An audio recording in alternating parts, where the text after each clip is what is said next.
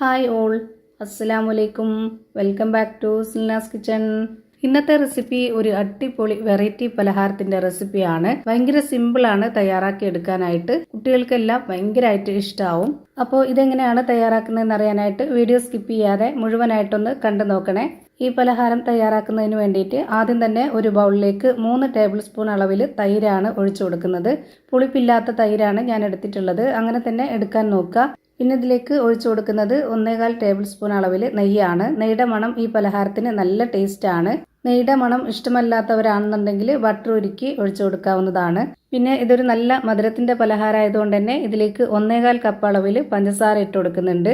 മധുരം ഓരോരുത്തരുടെ ഇഷ്ടത്തിനനുസരിച്ച് കൂട്ടിയും കുറച്ചൊക്കെ ചേർത്ത് കൊടുക്കാവുന്നതാണ്. ഇനി ഇതിലേക്ക് ഒട്ടും വെള്ളം ചേർക്കാത്ത നല്ല കട്ടിയായിട്ടുള്ള പാൽ ഒഴിച്ചു കൊടുക്കാം. അത് ഞാനിവിടെ 1/4 കപ്പ് അളവിലാണ് ഒഴിച്ചു കൊടുത്തിട്ടുള്ളത്. ഇളം ചൂടുള്ള പാലാണ് ഒഴിച്ചു കൊടുത്തിട്ടുള്ളത്. ഇനി ഇതൊരു വിസ്ക് വെച്ചിട്ട് നന്നായിട്ട് അടിച്ച് പതപ്പിച്ചെടുക്കണം.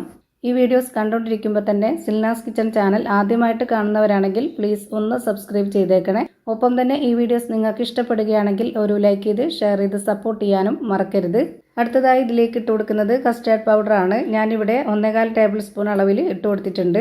പിന്നെ നമ്മുടെ പലഹാരം ഒന്ന് സോഫ്റ്റ് ആയിട്ട് കിട്ടാനായിട്ട് ഒരു നുള്ള് സോഡാപ്പൊടി, നേരത്തെ ഇട്ട് കൊടുത്തിട്ടുള്ള ആ ഒരു മധുരത്തിന് ബാലൻസ് ചെയ്യാനായിട്ട് ഒരു നുള്ള് ഉപ്പ്. ഇനി ഇതിന്റെ ടേസ്റ്റ് ഒന്നുകൂടി കൂട്ടാനായിട്ട് ഒരു 2 ടേബിൾ സ്പൂൺ അളവിൽ പാൽപ്പൊടി കൂടെ ഇട്ട് കൊടുക്കാം. പിന്നെ നമ്മുടെ ഈ ഒരു പലഹാരം നല്ലൊരു മണത്തിൽ കിട്ടാനായിട്ട് ഞാനിവിടെ വാനില എസൻസ് ആണ് ഒഴിച്ചു കൊടുക്കുന്നത്.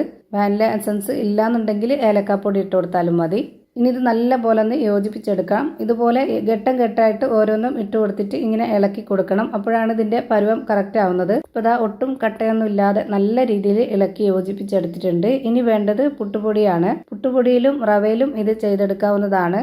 250 ml കപ്പിന്റെ അളവിൽ 1 കപ്പ് പുട്ടുപൊടി ഇട്ട് കൊടുത്തിട്ടുണ്ട്.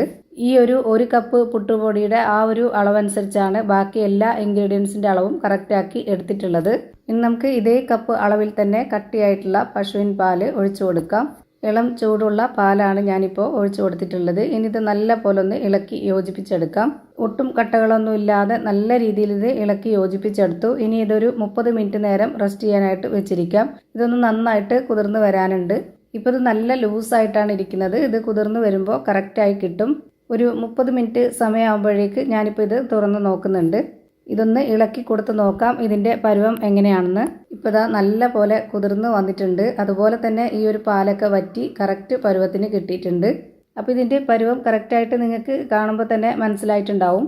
ഞാനിപ്പോൾ ഇതൊരു കയ്യിൽ കൊണ്ട് കോരി കാണിച്ചു തരാം. ഇതാണ് ഇതിൻ്റെ കറക്റ്റ് പരുവം. ഇതിനി ആവിയിലാണ് വേവിച്ചെടുക്കുന്നത്. അതിനുവേണ്ടി ഇവിടെ ഒരു ഇഡലി തട്ട് എടുത്തിട്ടുണ്ട്. അതിൽ കുറച്ച് നെയ്യൊന്ന് സ്പ്രെഡാക്കിയതിന് ശേഷം ഈ ഒരു കുഴിയിൽ ഇതുപോലെ ഒഴിച്ചു കൊടുക്കാം. ഒരുപാട് ഫില്ല് ചെയ്യരുത്, പകുതി മുക്കാലോളം മാത്രം ഒഴിച്ചു കൊടുക്കുക. അങ്ങനെ ഞാനിവിടെ മുഴുവനായിട്ടും ഒഴിച്ചു കൊടുത്തു. ഇനി വേണ്ടത് സ്റ്റൗവിലേക്ക് ഒരു കടായി വെച്ച് കൊടുത്തിട്ട് അതിലേക്കൊരു റിങ് ഇറക്കി വെച്ച് കൊടുത്തിട്ടുണ്ട്. പിന്നെ കുറച്ച് ആ ഒരു റിങ്ങിനൊപ്പം നിൽക്കുന്ന വെള്ളം ഒഴിച്ചു കൊടുത്തതിന് ശേഷം ഈ ഒരു തട്ട് ഇറക്കി വെച്ച് കൊടുത്ത് ഒന്ന് അടച്ചു വെക്കുന്നുണ്ട്. ഈ ഒരു വെള്ളം ഒന്ന് തിളച്ച് വരുമ്പോഴത്തേക്ക് ലോ ഫ്ലെയിമിൽ ഇട്ട് കൊടുത്തിട്ട് ഒരു 15 മിനിറ്റ് നേരം വേവിച്ചെടുക്കുക.